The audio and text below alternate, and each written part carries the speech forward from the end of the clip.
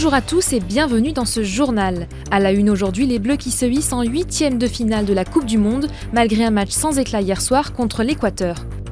Score final 0-0, peu réjouissant mais suffisant puisque les Bleus terminent premiers de leur groupe.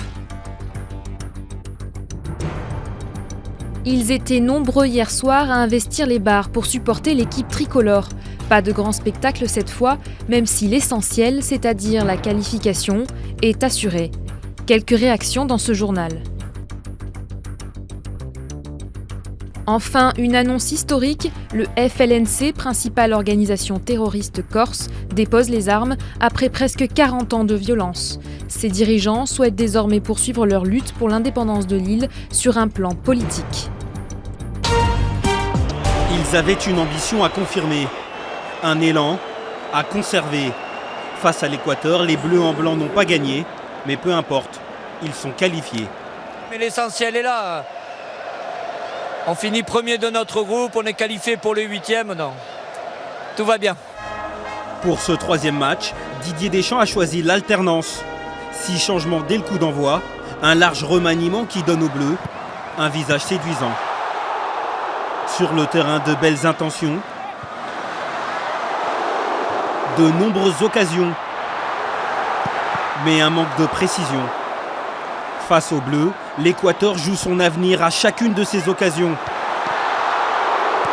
Des adversaires très combatifs, souvent trop agressifs.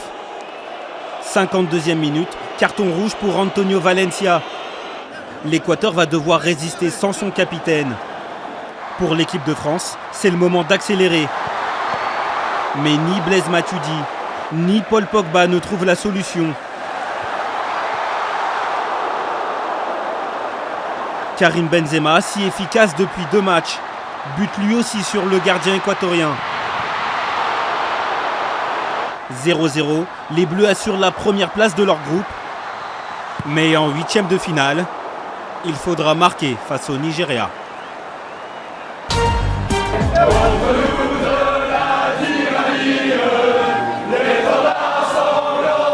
Avant le match, des supporters motivés et surtout ambitieux pour leur équipe. C'est 2-0, clairement. 2 ou 3-0. Dans ce bar parisien, première occasion, premier frémissement des supporters.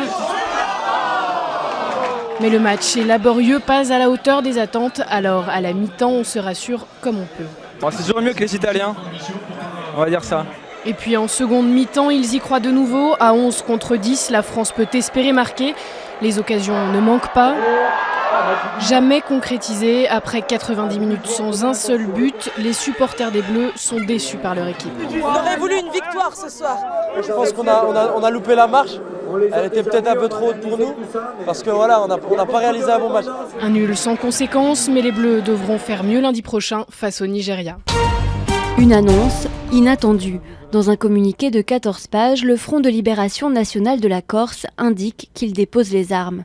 Une première depuis sa création en 1976.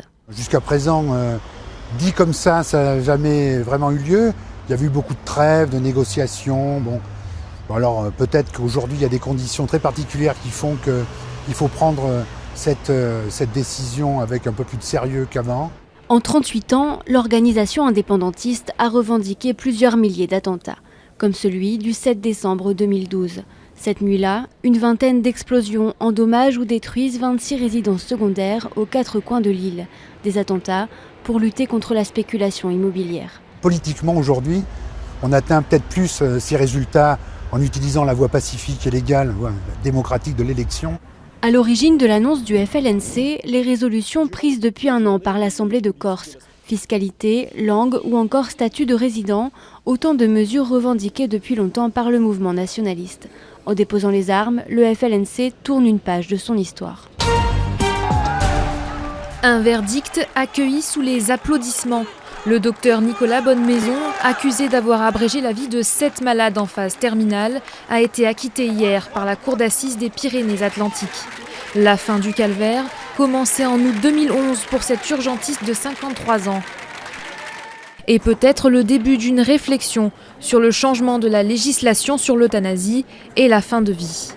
Merci d'avoir suivi ce journal et bonne journée à tous sur NT1.